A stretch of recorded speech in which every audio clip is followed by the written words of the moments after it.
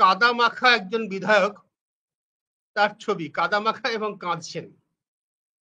জীবনকৃষ্ণ সাহা, তৃণমূল কংগ্রেস রাজ্যের শাসক দলের বিধায়ক, মুর্শিদাবাদের বড়োয়ার।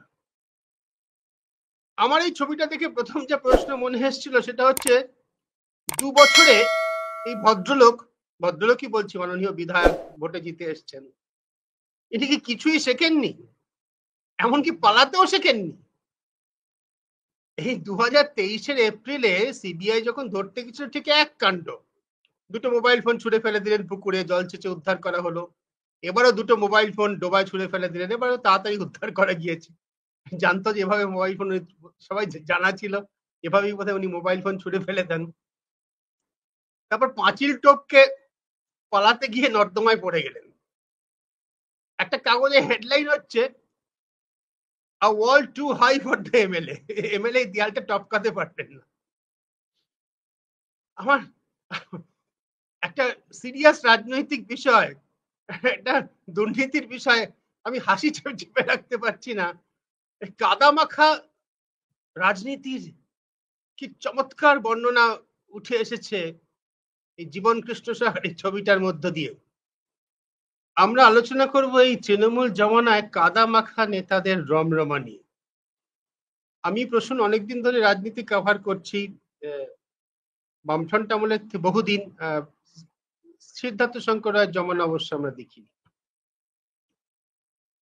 বামফ্রন্ট আমলে 34 বছরের বাম শাসনের যখন অবসান হলো, আপনারা জানেন, দর্শকদের উদ্দেশ্যে বলছি যে তখন প্রচুর দুর্নীতির অভিযোগ ছিল। রক্ত বেয়ে পড়ছে বুদ্ধদেব ভট্টাচার্যের মুখের দুগাল গেবে, অনেক ছবি আমরা দেখেছি সোশ্যাল মিডিয়াতে, সংবাদ মাধ্যমে। আমার যতদূর মনে পড়ে, প্রশ্ন পরে বলবে, প্রশ্ন আরো মেমোরি ভালো, 2 জনের বিরুদ্ধে মামলা দাঁড় করানো গেছিল, তাও রাজনৈতিক হিংসার মামলা, লক্ষণ শেঠ এবং সুশান্ত ঘোষ। আর বড় যারা ভিলেন বলে চিহ্নিত হয়েছিলেন, যেমন বুদ্ধদেব ভট্টাচার্য, যেমন নিরুপম সেন ইত্যাদি, তাদের বিরুদ্ধে একটা এফআইআর পর্যন্ত করা যায়নি তৃণমূল জমানায়, একটা এফআইআরও হয়নি। সিদ্ধার্থ শঙ্কর রায়ের আমল সাংবাদিক হিসেবে আমরা দেখিনি, আমরা শুনেছি, আমি জেনেছি তিনি নিজের মন্ত্রিসভার সদস্যদের দুর্নীতির তদন্ত করার জন্য বিচার বিভাগীয় কমিশন বসিয়েছেন, ওয়াঞ্চু কমিশন, নরসিংহ রায়ের মতো অনেকটা।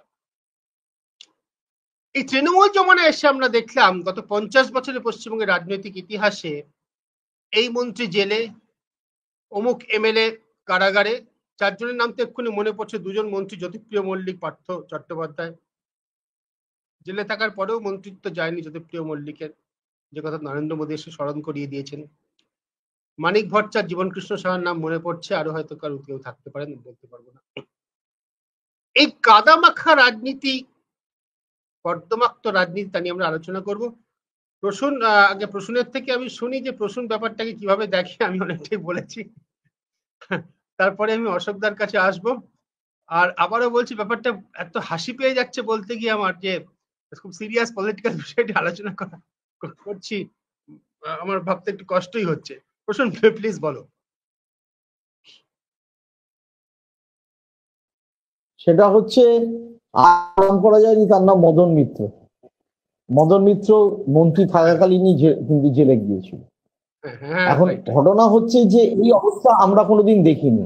আবার এটাও ঘটনা, আমাদের মনে হতো কোনো মন্ত্রীদেরও তাই মনে হতো, বা জনপ্রতিনিধি তাই মনে হতো, যে তাদের বিরুদ্ধে এই রকম দুর্নীতির অভিযোগ যদি সংবাদ মাধ্যমে আসে এবং তাদের বিরুদ্ধে কোনো পুলিশি ব্যবস্থা বা কোনো এজেন্সি যদি ব্যবস্থা নেয়, তাহলে তার পলিটিক্যাল কেরিয়ার শেষ হয়ে যাবে।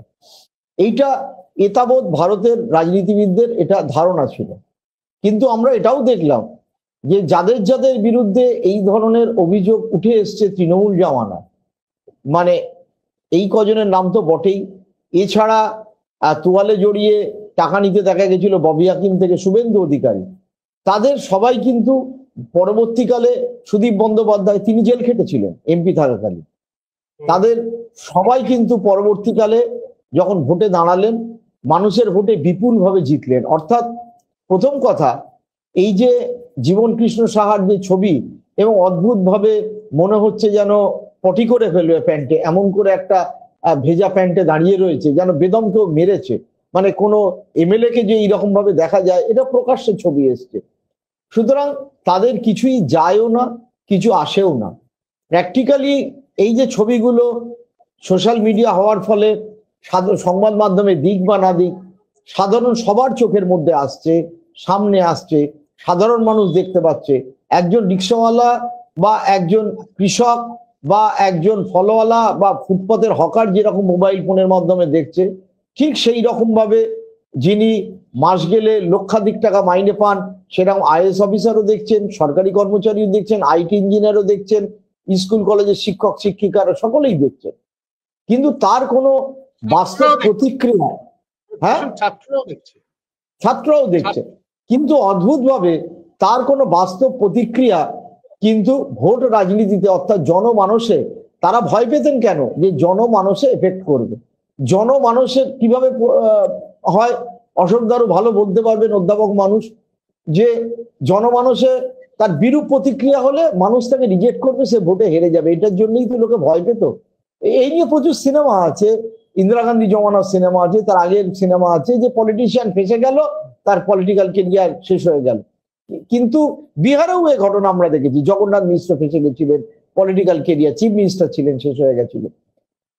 মানে এখনো পর্যন্ত লালু যাদব যেহেতু জেল গেছেন, তার বিরুদ্ধে একাধিকবার ওই একই অভিযোগ আবার নতুন করে তোলা হয়। কিন্তু পশ্চিমবঙ্গের রাজনীতিতে অদ্ভুতভাবে তারা যে দলেই থাকুন না কেন, তারা বহাল তবিয়তে রইলেন। সে মুকুল রায় হন, শুভেন্দু অধিকারী হন, সুদীপ বন্দ্যোপাধ্যায় হন, মদন মিত্র হন, একমাত্র পার্থ চট্টোপাধ্যায় কিছুতেই বেরোতে পারছেন না।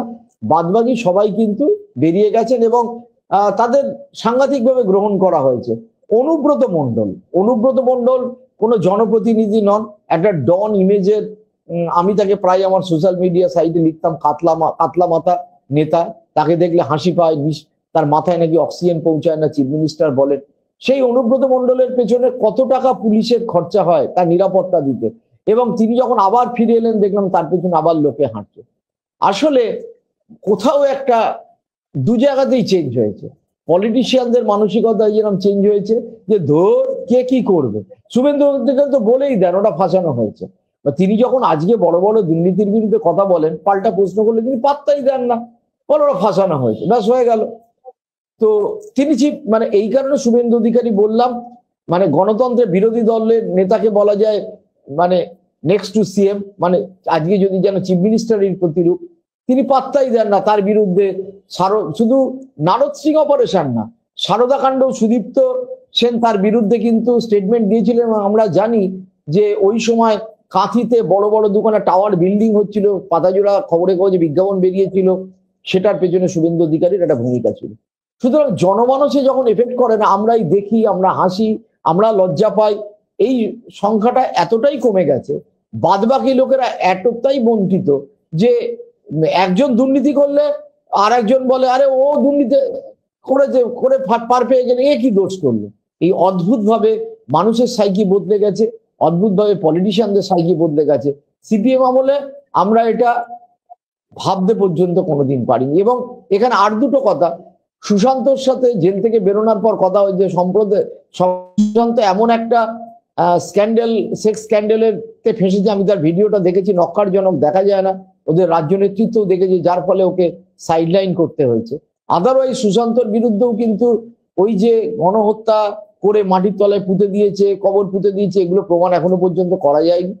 আর লক্ষণ সেঠ তো দিব্যি বহাল তবিয়তে আছে, নতুন করে বিয়ে শাদী করেছেন, তার নতুন করে জন্মদিন ঘটা করে পালিত হলো।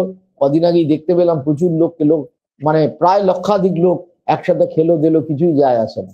সুতরাং এই হচ্ছে পশ্চিমবঙ্গের বাস্তব পরিস্থিতি। কোনোভাবেই 2011-র আগে প্যারাডাইম শিফট করে গেছে বলা যায়, মেলাতে পারছি না, কষ্ট হয়, কিন্তু এটাই বাস্তব।